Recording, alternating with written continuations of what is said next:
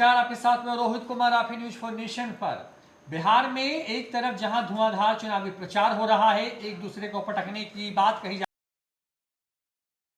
1 करोड़ युवाओं को नौकरी की बात कही जा रही है, फ्री में बिजली, पेंशन स्कीम, सिलेंडर 500 रुपए का, ये तमाम चीजें हो रही। बड़े बड़े दावे करके इस चुनावी रण को जीतने की तैयारी, पहले कांग्रेस का और उसके बाद अब आरजेडी का घोषणा पत्र सामने है। बीजेपी भी कुछ घंटों बाद घोषणा पत्र जारी करने जा रही है। लेकिन इन तमाम खबरों के बीच में जो बड़ी खबर है वो यही है कि आरजेडी के अंदर सुनामी आ गई है। अब ये सुनामी ऐसी है कि अब इससे लालू यादव और तेजस्वी यादव के होश उड़ गए हैं। पार्टी के कई बड़े नेता एक एक करके पार्टी का साथ छोड़ रहे हैं। वोटिंग होने में अभी भी जो है, यानी जो पहला चरण है उसमें कुछ वक्त बचा हुआ है। चुनाव का प्रचार अपनी रफ्तार पर है और इस बीच में हर घंटे आप कह सकते हैं कि आरजेडी में एक बड़ी सुनामी जो है आ रही है। उस आरजेडी के जो बड़े नेता हैं वो पार्टी का साथ छोड़ रहे हैं। कौन कौन से वो नेता हैं और वो उन नेताओं के साथ छोड़ने से क्या कुछ नुकसान होने जा रहा है आरजेडी को, इस पर विस्तार से बात करेंगे। पप्पू यादव के साथ ये पूरी लड़ाई शुरू हुई और उसके बाद धड़ाधड़ कह सकते हैं आप कि एक एक करके जो है बड़े नेता साथ छोड़ रहे हैं। ऐसी स्थिति दिखी जब जदयू में भी कुछ लोगों को टिकट नहीं मिला, तो उसमें से भी कुछ लोगों ने उस वक्त पाला बदला।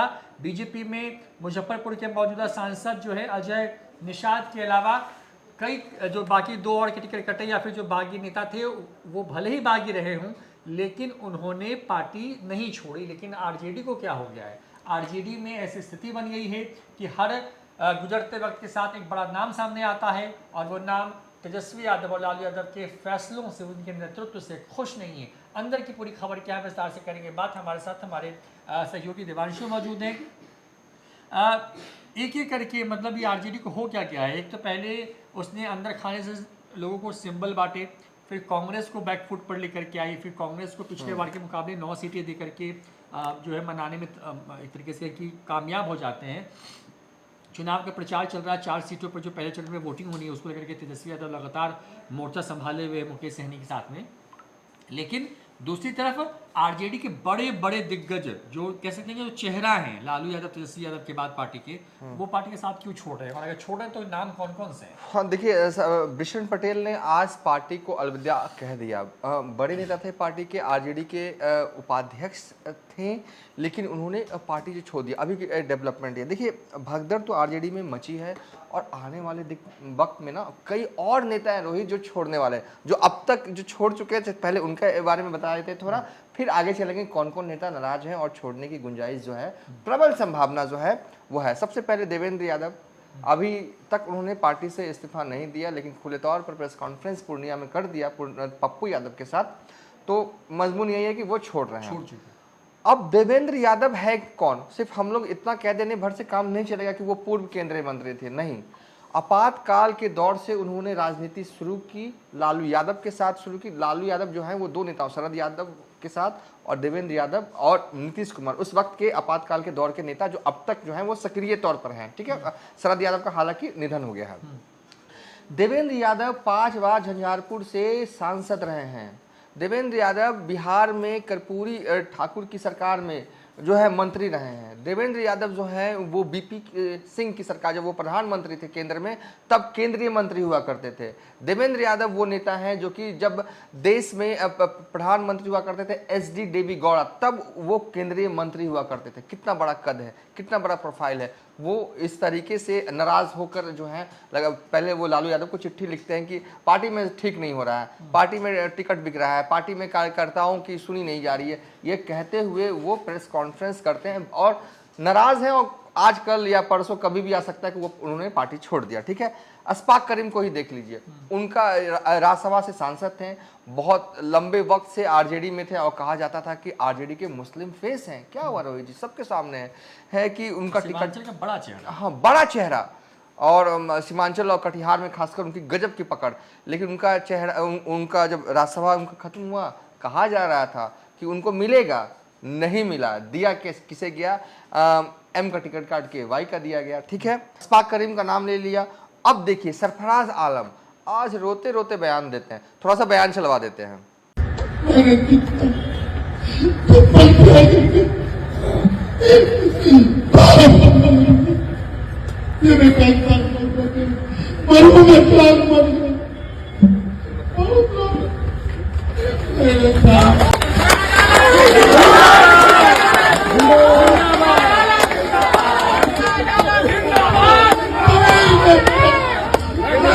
निर्दलीय लड़ रहा है।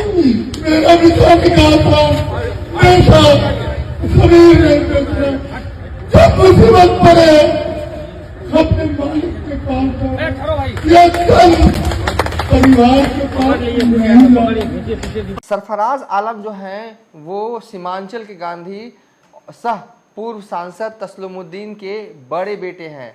कभी आरजेडी में हुआ करते थे। आरजेडी से 2019 में उन्होंने एमपी का चुनाव भी लड़ा था और 2018 में जब उपचुनाव हुए थे उनके पिता के निधन के बाद तो ये एमपी भी बने थे। ठीक है, उनके छोटे भाई हैं उनको जो है इस बार टिकट दिया गया है। शाहनवाज आलम जो कि हाट से विधायक हैं, एआईएम से विधायक बने थे साल 2020 में, लेकिन जब 4 विधायक टूटे थे ना रोहित जी, तो हाँ अगुआ थे और मतलब कि यही जो है वो चारों विधायक को तोड़ के जो है आरजेडी खेमे में लाए थे। जब महागठबंधन की सरकार बनी तो आपदा प्रबंधन मंत्री भी इनको बनाया गया। अब एक और इनाम मिल रहा है एआईएम के विधायकों को तोड़ने का कि इन्हें साल 2024 में अररिया से जो है वो प्रत्याशी भी बनाया है। और जिस तरीके से हमने बाइट सुनवाया वो काफ़ी निराश है, मतलब कि जिस तरीके से तेजस्वी यादव का रवैया रहा है सरफराज आलम के प्रति में, ऐसा लग रहा है कि वो भी छोड़ देंगे या कोई अपनी नई राह जो है वो बनाएंगे। इसके अलावा अगर जिला स्तर के नेताओं की बात करें तो बीजेपी के प्रदेश अध्यक्ष सम्राट चौधरी जो है ना लगातार आरजेडी के नेता, आरजेडी के कार्यकर्ताओं को बीजेपी में शामिल करवा रहे हैं। 2-3 दिन की पहले की आरजेडी के औरंगाबाद के प्रदेश सचिव अशोक कुमार कुशवाहा बीजेपी में शामिल हुए हैं। बहादुरपुर विधानसभा के पूर्व राजद प्रत्याशी डॉक्टर आर.के. चौधरी शामिल हुए हैं। बरबरी विधानसभा के पूर्व विधायक रामानंद जो हैं वो शामिल हुए हैं बीजेपी में। ये सम्राट चौधरी ने शामिल करवाया है। पप्पू यादव के साथ हम लोग वो दिखाई क्या हुआ कि वो आरजेडी ने मतलब उनको छोड़ा दिया उनको और छुड़ा दिया, तो उसका मतलब अब नुकसान दिख रहा है उस इलाके में। देखिए ये बड़े वो चेहरे हैं जिनको मतलब जो है किया गया, लेकिन कुछ और चेहरे भी हैं। हिना साहब सिवान, अगर हम उस पूरे इलाके की बात करें तो हिना साहब से बड़ा चेहरा किसका है? हिना साहब को भी देखिए, हिना साहब प्रकरण में कहने के लिए कई बातें हैं। देखिए हिना साहब को भी आप कह सकते हैं कि छोड़ा दिया गया, हिना साहब को बाहर कर दिया गया, हिना साहब हाँ डंप किया गया, इग्नोर किया गया। जो हमेशा कहती हैं हिना साहब कि इग्नोर किया गया, और आज भी मतलब कि वो टिकट ऑन होल्ड हो गया है सिवान का। कई तरह की चर्चाएं अब भी है, खैर वो एक अलग वीडियो में हम डिटेल में बताएंगे। लेकिन कई नेता हैं, ये तो है। अरे एक और नाम ले लीजिए ना, मैं शांतनु यादव का भी रख लीजिए नाम। मधेपुरा से तैयारी पूरी है। जब तैयारी आप पूरी कर रहे हैं लगातार कह चुके हैं उनको, वो पूरे इलाके में कैंप करा। शरद यादव के निधन के बाद से शांतनु कहीं गए नहीं मधेपुरा के अलावा, मधेपुरा में लगातार रहे। उनको संभवतः तेजस्वी यादव जो तस्वीरें दिखी, हम लोग तो ये लगा कि भाई युवा चेहरा है, उनको मौका मिल रहा है और वो मतलब अभी तैयारी में लग गए हैं। किसी और को दे दिया गया अचानक से। हाँ देखिए, दिल्ली का लड़का कह सकते हैं, हम ज़्यादातर वक्त दिल्ली में रहे, लेकिन हाँ उनको लगा कि अब मुझे सियासत करनी है तो मधेपुरा में भी वक्त बिताने लगे। 15 दिन मधेपुरा में रहते थे, 15 दिन दिल्ली में रहते थे। कर्पूरी चौक है मधेपुरा में, उसी के पास में ही उनका घर है मतलब का, और वहाँ से लगातार लोगों से मिलते थे, जनसंपर्क करते थे उन्हें। और जब रैली जब ये निकली थी तेजस्वी यादव के पूरा जो बिहार में, तो बस के ऊपर कौन नजर आए थे? तेज प्रताप यादव, तेजस्वी यादव, बगल में शांतनु यादव। तो कोई भी विजुअल्स देखेगा तो यही समझेगा ना, अच्छा ये होगा उम्मीदवार, ये है चेहरा मधेपुरा का आरजेडी का। लेकिन टिकट उन्हें नहीं मिला, तो वो भी अंदर अंदर ना बड़ा अभी दुखी चल रहे हैं, उथल पुथल में है। मतलब कि क्या करें क्या ना करें वाली स्थिति में। नाराज तो इंटरनल तौर पर है, भले सार्वजनिक तौर पर वो अभी कुछ ना कहें, वक्त का इंतजार जो है वो कर रहे हैं। लेकिन 2-4 दिन बाद देखिएगा और भी कुछ बड़े नाम हो सकते हैं आरजेडी में। आरजेडी में पूरी तरीके से रोहित जी भगदड़ वाली स्थिति जो है वो देखने को मिल रही है। तो ऐसे में आप समझ, दूसरा खेमा भी हम लोग देख रहे हैं, एनडीए बड़ा अपने आराम से प्रचार कर रहे हैं, वहाँ ऐसी स्थिति नहीं दिख रही है, यही दिख रही है। चौबे को खुला ऑफर दिया गया, वो कह गया कि मतलब हम नहीं जाएंगे छोड़ करके। अजय निषाद के अलावा मतलब कोई दूसरा बड़ा चेहरा नहीं है जो जिसने पार्टी छोड़ी हो, मतलब बीजेपी की तरफ से। हाँ जदयू से अली अशरफ फातमी ने जो है वो इस्तीफा दिया और उसके बाद वो टिकट मिल गया, तो चलो टिकट के लिए गए। फिर एक आपको अभय कुशवाहा जिनको टिकट दिया गया है, वो जदयू में थे पहले, वो तो ये जदयू में कुछ लोग हैं। लेकिन आरजेडी में तो सिलसिलेवार तरीके से बड़े चेहरे, और मुझे लगता है कि शायद सबसे ज्यादा देवांशु जो हम लोग देख पा रहे हैं उसमें से नाराजगी जो दिख रही है वो दो लोगों में दिख रही है। एक यादव के बड़े जो चेहरे हैं और एक जो मुस्लिमों के बड़े चेहरे हैं। तो क्या क्योंकि जो MY लालू का है, क्या वो अब धड़क गया है बिहार के अंदर में, या फिर उनको अब ये लगने लगा कि उनको एक तरीके से ठगा जा रहा है बिहार में? देखिए पिछले लोकसभा चुनाव में आरजेडी ने 5 मुस्लिम उम्मीदवारों को जो है वो टिकट दिया था। ये हमने पहले भी वीडियो में डिस्कस किया। इस बार 2 ही मुस्लिम उम्मीदवार हैं। मैसेज निकलता है ना, ऐसा नहीं है बीजेपी वाले तो टिकट देते ही नहीं है। एक आरजेडी जो है के सहारे मुस्लिम जो टिकट, अब एक जो है मधुबनी में थी अली अशरफ फातमी को दिया गया, दूसरा जो है अररिया में दिया गया सरफराज आलम को। तो जहाँ उनके भाई ही उसके खिलाफ हाँ, उसके खिलाफ में। अब सोचिए ना कि मतलब कि जहाँ अपने ही अपने पर वार अगर करने लगेंगे तो कैसे जीत होगी। लड़ने के लिए तो कोई भी चुनाव निर्दलीय भी लड़ सकता है, लेकिन अगर आपको विनिंग वाली सिचुएशन अगर आपको चाहिए ना तो हर एक चीज़ को पैक करना होता है। कहीं ना कहीं आरजेडी में कई नेता नाराज हो रहे हैं और सबसे सिलसिलेवार तरीके से हमने बताया। नंबर 1 देवेंद्र यादव को रख लीजिए, अशफाक करीम को रख लीजिए, विशन पटेल को रख लीजिए, हिना साहब को छोड़ा दिया गया, पप्पू यादव को छोड़ा गया, शांतनु यादव भी अंदर अंदर अभी उनके मन में फैसला लेने की तरफ बढ़ रहे हैं। सरफराज आलम को ही आप देख लीजिए, औरंगाबाद से चाहे बहादुरपुर विधानसभा के कई नेता जो हैं वो नाराज है। नाराज क्यों है? जिस तरीके से टिकटों का बंटवारा हुआ और जिस तरीके से जो आरोप आज क्या लगाया है विशन पटेल ने कि कार्यकर्ताओं की अनदेखी हो रही है राजद में। अब हो रही है नहीं हो रही है ये तो पार्टी का अंदर का मसला है, पार्टी के लोग ही बता पाएंगे। लेकिन हाँ, अभी भगदड़ वाली स्थिति जो है वो देवांशु, ये समझ में भी बात आती है ना कि जैसे कि आपने अशफाक करीम को मौका नहीं दिया, आप उनको राज्यसभा नहीं भेजा, उनकी जगह पे आपने अब्दुल बारी सिद्दीकी को मौका दे दिया। अशफाक करीम कटिहार में काम कर रहे थे, अपने अचानक से वहाँ पे पत्ता कटवा दिया। पप्पू यादव विनिंग सीट हो सकती थी महागठबंधन के लिए, आपने उनके साथ जो किया वो पूरा बिहार देख रहा और समझ रहा है।